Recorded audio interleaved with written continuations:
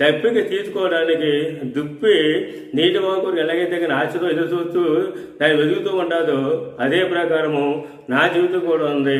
నేను ఆత్మ సంబంధం తప్పికను తీసుకోవడానికి దేవుడి యొక్క మందిరంలో నివాసం ఉండాలని, దేవుడితో సహవాసం చేయాలని, దేవుడి సన్నిధిలో దేవుడు కనిపించాలని, దేవుడితో నేను జీవించాలని ఒక ఆశ ఉంది అంటాడు. అందుకని అదే 42 కీర్తన అనేటప్పుడు దేవుడి మందిరం నేను ఎప్పుడు వచ్చేదాను, దేవుడి మందిరంలో నేను ఎప్పుడు కనిపించేదని అంటాడు. అంటే నీకు అర్థంలో చూసినట్లయితే నిజముగా తన ఆశ అంతా కూడా దేవుడి సన్నిధికి వెళ్ళాలని, దేవుడి సన్నిధి ఎప్పుడు వెళ్ళిపోతాం మనకు ఆశ ఉంది. రెండో చూసినట్లయితే కనుక దేవుడి సన్నిధిలో నేను ఎప్పుడు కనిపించేదాను. చూసారా? అంటే దేవుడి సన్నిధిలో కనిపించాలంటే దేవుడి సన్నిధిలో ఎవరు కనబడతారు? వచ్చిన సేవకులు కనబడతారా, లేకపోతే విశ్వాసం కనబడతారా చూస్తే కాదు. కానీ జీవము గల ప్రభువైన దేవుడి యొక్క నామం బట్టి జీవించేటువంటి వారు దేవుడి యొక్క మందిరంలో నివసించేటువంటి ఎవరంటే పరిశుద్ధాత్మ